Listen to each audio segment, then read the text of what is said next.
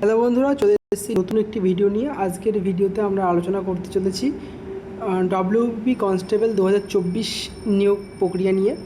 তো তোমরা সকলেই জানো 2024 সালে কিন্তু 24 মার্চ নাগাদ তোমরা ডব্লিউবি কনস্টেবলের এই ফর্মটা ফিল আপ করেছিলে এবং 2025 নভেম্বরের 10 তারিখ নাগাদের পরীক্ষাটা হয়েছিল। তারপরে জানুয়ারি মাসে তোমাদের পিইটি পিএমটি অর্থাৎ ফিজিক্যাল হয়েছিল এবং ফেব্রুয়ারি মাসের 3 তারিখ থেকে 15 তারিখের মধ্যে তোমাদের ইন্টারভিউ প্রসেসটা কমপ্লিট হয়ে গিয়েছিল। কিন্তু এরপরে অধীর আগ্রহে তোমরা বসেছিলে, তোমরা ভেবেছিলে যে ইউটিউব সমস্ত সোশ্যাল মিডিয়ায় এই নিউজটা ছড়িয়ে গেছিলো যে 20 তারিখ রেজাল্ট দেবে। তো সেটা একরকম দেওয়ারও কথা ছিল, কিন্তু শেষ মুহূর্তে দাঁড়িয়ে 15-16 তারিখ নাগাদ কিন্তু এক গাদা কেস হয়ে গেল। কিছু ইউটিউবার আছে যারা সাধারণ ইডব্লিউএস ক্যান্ডিডেট, সিভিক ক্যান্ডিডেট এদেরকে একটু উস্কানি দিয়েছে, যার কারণে কিন্তু এরা কেস করে দিয়েছে। সেই সমস্ত ওরা না বুঝে কেস করে দিয়েছে, ঠিক আছে। তো এখন এই মুহূর্তে দাঁড়িয়ে আমাদের কি করা উচিত?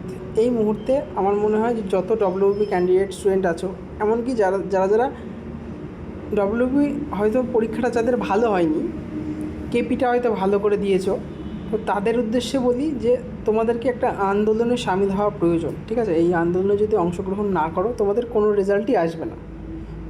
আর আর এই ভিডিওর মাধ্যমে আমি একটা দাবি রাখতে চাই আমাদের ওয়েস্ট বেঙ্গলের যত টিচার আছে সকলের কাছে। তো টার্গেট গভর্নমেন্ট জব উইথ 100-এর চিরঞ্জিত স্যারকে আমরা চিনি, যে তিনি সবসময় হচ্ছে স্টুডেন্টদের পাশে কিন্তু ছিলেন, প্রথম থেকেই ছিল। তো সে তো আন্দোলন করছেই, তার আন্দোলনের ডাকে আমার মনে হয় আরও বড় বড় যে সমস্ত ইউটিউবার আছে তাদেরকে আসা উচিত, ঠিক আছে। যেমন আমি বলি যে হচ্ছে TWS একাডেমির যদি আলামিন স্যার যদি এই আন্দোলনে সামিল হয়, তা TWSের যে বাংলার আমাদের যে পশ্চিমবঙ্গের সবচেয়ে বড় শিক্ষামূলক ইউটিউব চ্যানেল যদি বলি, সেটা কিন্তু আলামিন স্যারের। প্রায় 3 মিলিয়নের বেশি সাবস্ক্রাইবার তার রয়েছে, ঠিক আছে। এটা কিন্তু একটা বড় অঙ্কের সাবস্ক্রাইবার। সে যদি একবার বলে যে আন্দোলনে সামিল হওয়ার জন্য ডাক দেয়, তাহলে কিন্তু প্রচুর স্টুডেন্ট কিন্তু এই আন্দোলনে অংশগ্রহণ করবে। কিন্তু আলামিন স্যারকে এখনও পর্যন্ত আমরা কিন্তু কোনো রকম আন্দোলনে অংশগ্রহণ করতে দেখিনি। সে শুধু তার যে রুম থেকে সে ক্লাস নেয়, সেই রুম থেকে সে একটা দুটো শর্টস পাবলিশ করে, ব্যাস এইটুকু ছাড়া সে আর কিছুই করে না। এরপরে তাকে আসার জন্য আমি অনুরোধ করছি। তো এদিকে হচ্ছে মনোরঞ্জন স্যারকে বলি, মনোরঞ্জন স্যারকেও বিশেষভাবে কোনো আন্দোলনে অংশগ্রহণ করতে দেখা যায়নি। মনোরঞ্জন স্যারের যদিও প্রায় 95K সাবস্ক্রাইবার রয়েছে ইউটিউবে, সোশ্যাল মিডিয়াতে সমস্ত কিছুতে যদি দেখি, যে তাদের এটা টিচারদের, আমার মনে হয় টিচারদের এটা কর্তব্য, ঠিক আছে। প্রতিটা টিচারের এটা কর্তব্য। এছাড়া মিন্ময় স্যার, বাংলার মিন্ময় স্যার একটা বেশ ভালো অঙ্ক করান তিনি, তার প্রচুর সাবস্ক্রাইবার রয়েছে, প্রায় 200K সাবস্ক্রাইবার রয়েছে। তো এছাড়া RW বাংলা বলে একটা নতুন ইউটিউব চ্যানেল খুলেছে, যেটা হচ্ছে অঙ্কিত ভাটিয়া স্যার এটা খুলে দিয়েছে বাংলায়। তো এখানকার যে সমস্ত টিচার আছে এদেরও প্রায় ইদানিং হচ্ছে 45K-এর উপরে সাবস্ক্রাইবার রয়েছে। তো এদের উচিত যে বাংলার যে স্টুডেন্ট, বাংলা এতদিন ধরে আমরা পড়াশোনা করে এসেছি, ঠিক আছে, এই সমস্ত স্টুডেন্টদের পাশে একবার দাঁড়ানো উচিত আমার মনে হয়, ঠিক আছে। তো এরকম বড় বড় ইউটিউবাররা যদি কখনো আমাদের আন্দোলনে এসে পাশে দাঁড়ায়, তাহলে কিন্তু সরকারের কাছে সেই জিনিসটা আরও পৌঁছাবে, ঠিক আছে। কিন্তু আমাদের দুর্ভাগ্য যে শুধু চিরঞ্জিত স্যার যেরকমই পড়াক কীরকম সেটা প্রশ্ন না, কিন্তু যত বিপদের দিনে কিন্তু আমরা চিরঞ্জিত স্যারকেই পাশে পাই, ঠিক আছে। এরকম আন্দোলনে সে হয়তো তার এই আন্দোলনগুলো করলে সে হয়তো তার যে ফেস ভ্যালু সেটা কিন্তু বৃদ্ধি পাচ্ছে, বা তার যে বিজ্ঞাপন সে যাই হোক, সে যাই করুক, সে যা ব্যাচ বিক্রি করার জন্য যাই করুক, কিন্তু সে কিন্তু করে আলটিমেটলি স্টুডেন্টদের ভালোর জন্য কিছু তো করে।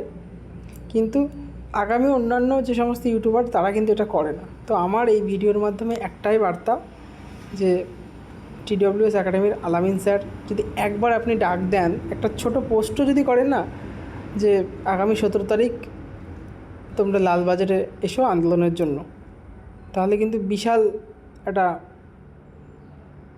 বিশাল সংখ্যায় স্টুডেন্টরা কিন্তু যাবে। কারণ আলামিন স্যারের কিন্তু ফ্যান ফলোয়িং যথেষ্ট রয়েছে।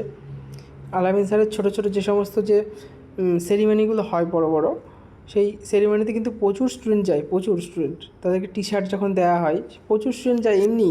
তাহলে এখানে স্টুডেন্টদের এখানে প্রয়োজন, সেক্ষেত্রে যদি সে ডাক দেয় স্টুডেন্টরা আসবে না, কী মনে হয় তোমাদের?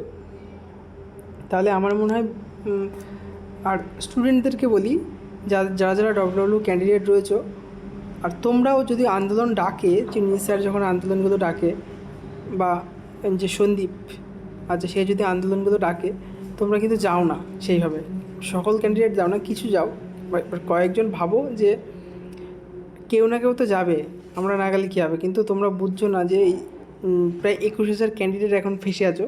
এই 21,000 যদি আন্দোলনের ডাক দেওয়া হয়, 7,000 কি 10,000ও পূর্ণ হবে না, এমনকি খুব বেশি হলে 3-4 হাজার মতো পূর্ণ হবে। এবার বাকি ক্যান্ডিডেটরা আসে না বলে আন্দোলনগুলো সাফল্যমণ্ডিত হয় না, সরকারের কানে সরকার কোনো ভ্রুক্ষেপ দেয় না। তো তোমাদের কাছে অনুরোধ যেন তোমরা এই আন্দোলনে সামিল হও। যত স্টুডেন্ট বাড়বে, যত ইউটিউবার শিক্ষকরা আসবে এই আন্দোলনে সামিল হবে, তত কিন্তু এই আন্দোলনটা সরকারের কাছে পৌঁছাবে। তোমরা তো দেখেছো দিল্লির যন্তর মন্তরে কী হয়েছিল, প্রচুর স্টুডেন্ট, প্রচুর টিচাররা পর্যন্ত সেই আন্দোলনে সামিল হয়েছিল। তো তোমাদেরকে একটাই দাবি, আগামী 17 তারিখ তোমরা সকলকে, যত বন্ধুবান্ধব আছে তোমাদের সবাইকে নিয়ে আসবে, নতুন ভ্যাকেন্সি যারা চাও তারাও আসবে, যাতে এই আন্দোলনটাকে বৃহৎ আকারে তুলে ধরা যেতে পারে।